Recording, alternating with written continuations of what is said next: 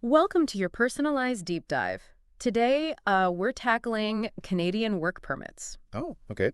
Specifically, how someone who isn't a recent graduate can still find their way to working in Canada. Right.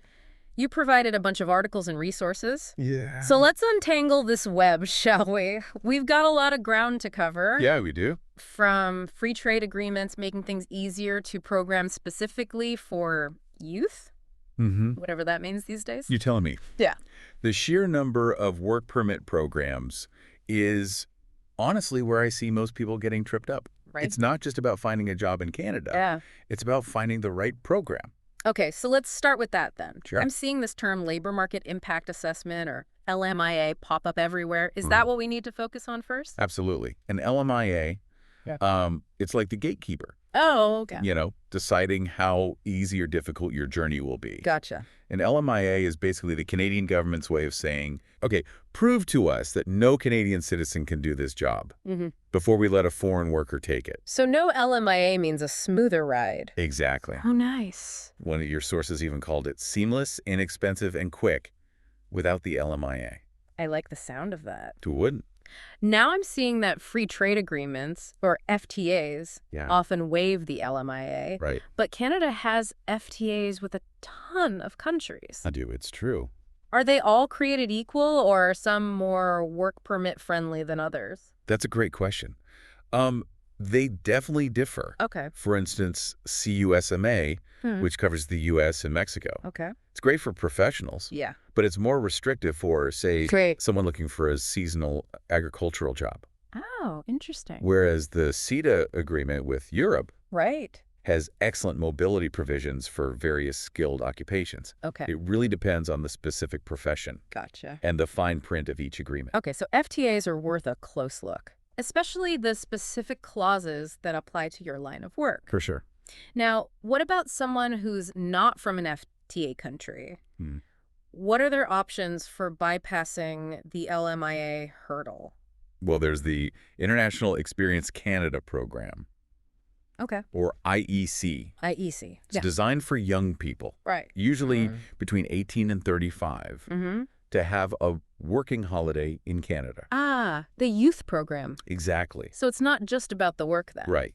It's about cultural exchange Yeah. and exploring Canada. Okay. There are three categories: Okay. working holiday, young professionals, Mm-hmm. and international co-op. Gotcha. And here's a bonus. Okay. The working holiday category doesn't even require a job offer before you arrive. So you can just show up and wing it. Pretty much? That's pretty cool. Yeah. But if you're over the age limit for IEC, what then? Hmm. The Temporary Foreign Worker Program, or TFWP, Yes. is probably the most common route, right? Right. It is. But it often comes with that LMIA requirement we talked about. Right. And to make things even trickier, Mm-hmm. there's currently a suspension on LMIAs for certain low-wage jobs Okay. in areas with high unemployment. Wait, so the government is making it harder to fill those jobs. Right. That seems counterintuitive. The goal is to protect Canadian workers in those regions. I see. It was implemented late in 2024, Okay. so it's relatively new. Yeah. We'll have to see how it plays out. Yeah, definitely. But it definitely adds another layer of complexity. Okay, so let's say the listener doesn't fit the FTA, Okay. IEC, or TFWP mold. Right. Are there any other avenues they could explore? There are a couple of less obvious paths. Okay, lay it on me. First, provincial nominee programs, or Okay. PNPs, PNPs, gotcha. can be a great option. Yeah. Each province has its own set of immigration streams, Mm-hmm. some of which can lead to work permits. So if you're keen on living in, say, British Columbia, you'd check out their PNP specifically. Precisely. It's about finding the province where your skills are in demand Yeah. and where their PNP aligns with your goals. Okay, cool. And then there's the spousal route. Ah, right. If your partner's already studying or working in Canada, that could open doors for you, couldn't it? Exactly. If your spouse is either on a study or a work permit themselves, Right. or even if they've already applied for permanent residency, Okay. you might be eligible for a spousal open work permit. So it's not just about being married to a Canadian citizen then. Nope. There's more flexibility than I initially thought. There you go. But are there any downsides or restrictions to be aware of? The main thing to remember Yeah. is that your work permit is tied to your spouse's status. Mm-hmm. If their permit expires or their application is rejected, Yeah, your authorization to work in Canada is also affected. that makes sense. Yeah, It's a shared journey, so to speak. right. Are there any other important caveats about spousal work permits? Let's see. If your spouse is here on a study permit, Okay. they need to be in a program that meets certain criteria, Oh, right. like a master's degree Yeah. or a professional program in a designated field. Okay. It's not just any study permit that will qualify you. Gotcha. And if your spouse is the one sponsoring you for permanent residency, Mm-hmm. you have to have already submitted your application Okay. and be living here together All right. on a valid temporary resident status. So there's a lot of ifs and buts to consider. It's true. It sounds like expert advice is crucial in these situations Absolutely. to make sure you're ticking all the right boxes. Sure. All right, so we've covered a lot of ground here. We have. We've tackled LMIAs, FTAs, IEC, Yeah. TFWP, PNPs, and even spousal work permits. Oh, we have. It's clear that there's no one-size-fits-all answer. Definitely not. And remember, we've just scratched the surface of each program. Right. The key is to identify which path is most likely to lead to your success. And that's where thorough research Yes. and perhaps even a consultation with an immigration expert come into play. For sure. But before we move on, Okay. I want to ask you, dear listener, Great. what stood out to you as the most promising path? Good question. Which option sparked your interest? Yeah. Was it the potential simplicity of an FTA, Could be. the adventurous appeal of IEC, That's a good one. or maybe the security of a spousal work permit? Mm-hmm. Take a moment to reflect on what resonates with you most. Yeah, definitely. Because in part 2, Great. we're going to explore a fascinating concept, Ooh. how a temporary work permit could actually be a stepping stone to something more permanent. Interesting, right. The idea that a temporary stay could lead to making Canada your permanent home. Exactly. But we'll delve into all of that in part 2. Sounds good. Until then, happy researching. Happy researching. Welcome back to our deep dive into Canadian work permits. All right, in part 1, we explored the maze of different work permit programs. Yeah, we did. Hopefully, you've had some time to think about which ones might be the best fit for you. Right. Now, let's tackle a question that often comes up, Sure. even though it wasn't explicitly mentioned in the source material you provided. Okay. You mean the ultimate goal for many. I see where you're going with this. Can a temporary work permit lead to permanent residency in Canada? Yeah, the dream. It's the dream. Turning a temporary opportunity into a life in Canada. Exactly. But how realistic is it? Well, Is it a long shot or is there a legitimate path? it's definitely possible for many, Okay. but it's not a guarantee. Right. Think of it this way. Okay. The work permit itself isn't a direct ticket to PR. It's more like it equips you with the tools you'll need down the line. Okay, so it's about strategy then. Exactly. What are these tools that a work permit provides? Well, the most valuable one Yeah. is Canadian work experience. Okay. That's a major factor in many PR programs. Right. It shows you've integrated into the Canadian workforce. Yeah. You're contributing to the economy, Mm-hmm. and you're not just dipping your toes in the water. So it's not just about any job. Right. It's about finding a job that aligns with a PR pathway. It's Exactly. like a two birds, one stone scenario. I like that. Do any of the work permit programs we discussed stand out as being particularly good for this? Absolutely. One that comes to mind is the Provincial Nominee Program, or PNP. Oh, right. PMPs. Many PNPs have streams specifically designed Okay. for temporary foreign workers who are already working in the province. So if you've come in through a PNP work permit, Uh-huh. you're already on their radar for potential PR. You could say that. Nice. You've demonstrated you have in-demand skills, Yeah. a supportive employer, Mm-hmm. and you're already contributing to the province's economy. Right. Those are all big pluses when you apply for PR through that PNP. Okay. It's like a built-in advantage. That makes a lot of sense. Are there any other programs that lend themselves well to this strategy? Another one is the Canadian Experience Class, or CEC, CEC. Okay. which is part of the Express Entry System. Right. It's specifically for skilled workers Okay. who've already clocked in at least 1 year of Canadian work experience. So if you come in on a skilled work permit, work for a year, Right. meet the other criteria, Yeah, you could be on your way to applying for PR through the CEC. exactly. And here's where it gets interesting. Okay. The Express Entry System uses a points-based system, Right. and that year of Canadian work experience Yeah. can really bunk up your score, Oh, wow. making you more likely to receive an invitation to apply for PR. I see. It's a strategic game, for sure. It sounds like it's all about playing the long game Yeah. and being mindful of the bigger picture right from the start. Precisely. You need to know your long-term goals and choose a program that's not just a temporary fix, Yeah. but sets you up for success in the long run. Gotcha. Think of it like building a house. Okay. You need the right foundation to support everything else you build on top. That's a great analogy. Thanks. So what are some other things the listener should be thinking about Sure. if their ultimate goal is to transition from a work permit to permanent residency? One of the biggest things Yeah. is maintaining valid status throughout your entire stay. Okay.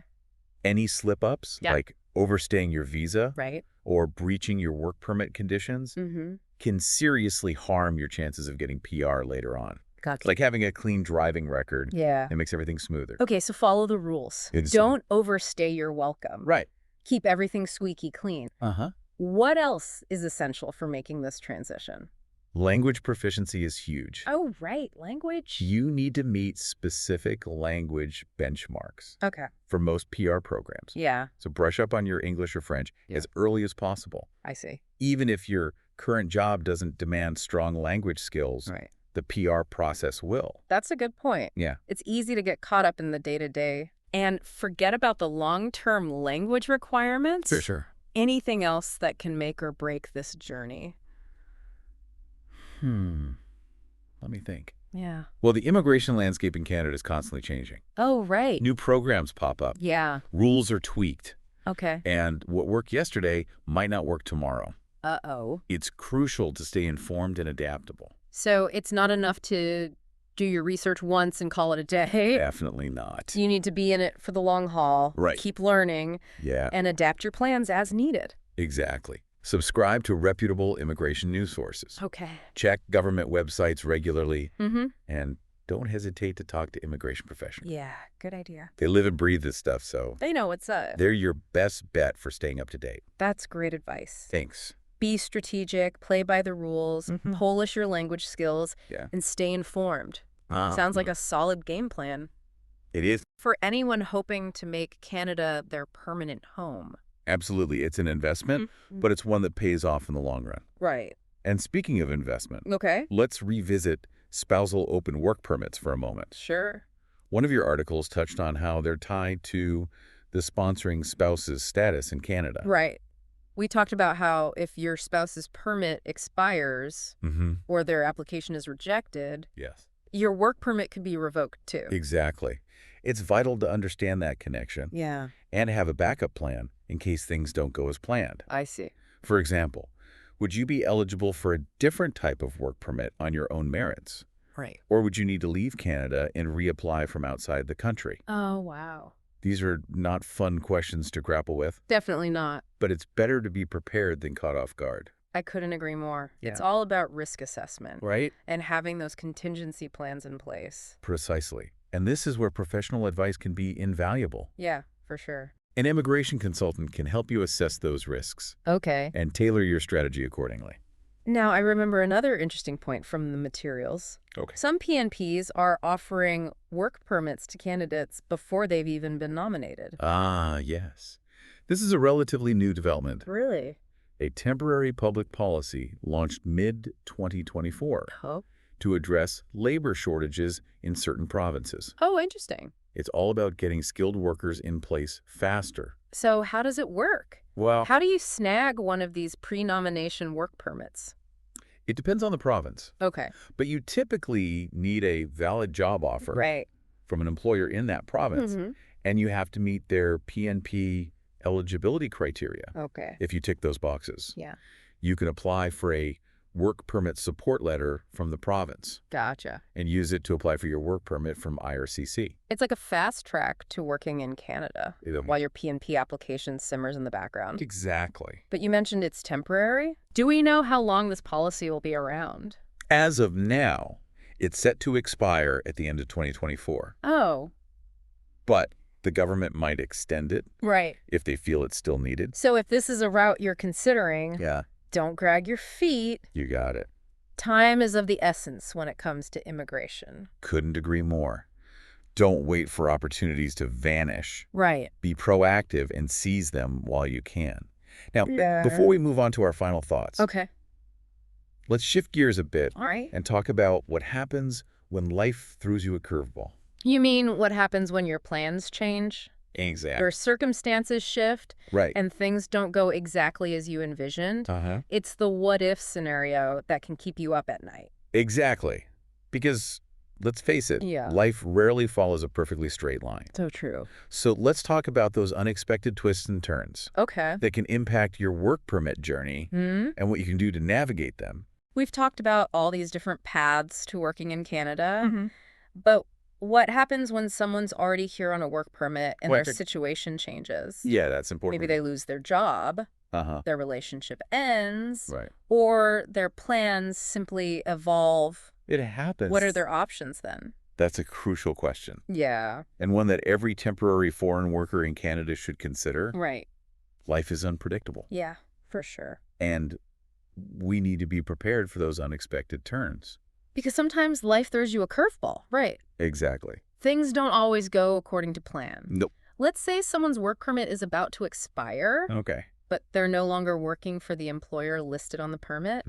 Can they just stay in Canada and look for a new job? Unfortunately, it's not that straightforward. Okay. Work permits are generally tied to a specific employer and a specific job. Right. If you lose that job, Yeah. you typically lose your authorization to work in Canada. So there's no grace period to find something new. That seems a bit harsh. There are exceptions, of course. Okay. There's something called maintained status, Okay. which might allow you to stay in Canada Yeah. while you apply for a new work permit. Okay. But the eligibility for that is very specific, Right. and it's not something you can just assume you'll qualify for. Okay. So maintained status is worth exploring, Definitely. but it's not a guaranteed safety net. Right. What if you can't get maintained status or a new work permit? What happens then? Do you have to pack your bags and leave immediately? Technically, yes. Oh, wow. If your work permit expires and you don't have another valid status in Canada, Right. you become what's called out of status. Out of status sounds a bit ominous. It is. What are the implications of being in that situation? Being out of status means you're no longer legally allowed to be in Canada, I see. and the consequences can be serious. Okay. It could affect your ability to apply for any future immigration programs. Oh. And in some cases, it could even lead to detention or removal from the country. That's a stark reminder that you can't just ignore these things Right. and hope they'll go away. Definitely not. You need to be proactive and address any work permit issues head on. Absolutely. Don't wait until the 11th hour. Yeah. If you know your situation is changing, Yeah. reach out to an immigration professional as soon as possible. Okay. They can help you understand your rights, explore potential solutions, Yeah. and guide you through the process of either changing your status Right. or ensuring a smooth exit if necessary. It sounds like expert advice is crucial in those situations. Oh, for sure. They can help you navigate those murky waters Definitely. and make informed decisions. Exactly. Immigration rules can be complex, Yeah. and the consequences of non-compliance can be severe. Right. It's always better to err on the side of caution Yeah. and get professional guidance.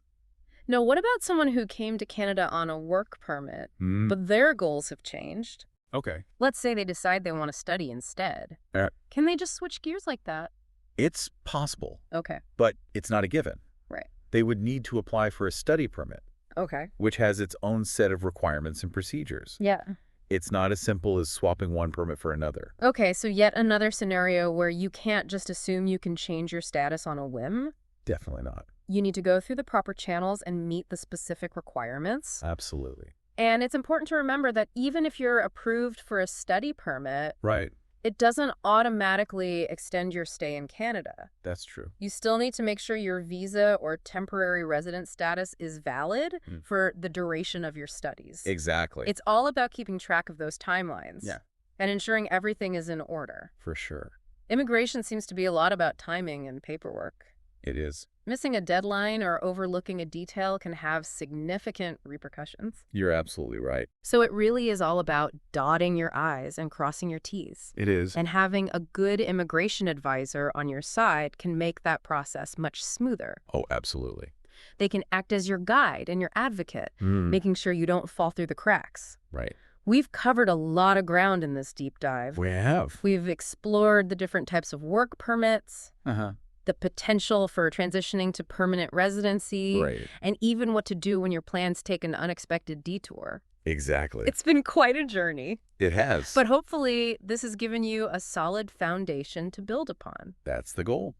Remember, knowledge is power when it comes to immigration. For sure. The more informed you are, the better equipped you'll be to make decisions that align with your aspirations. Absolutely. So keep researching. Yeah. Stay curious. And don't be afraid to tap into the expertise of immigration professionals. Definitely. They can be your trusted allies in this journey. For sure. And remember, Canada welcomes newcomers with open arms. That's right. With determination and a clear understanding of the process. Your dream of living and working in Canada can become a reality. It can. It's a journey worth taking. It is. Well said. That wraps up our deep dive into Canadian work permits. It does. We hope it's provided you with the insights and clarity you need to take the next step on your immigration journey. Absolutely. Remember, the future is full of possibilities. It is. So go out there and explore them. Best of luck. Until next time.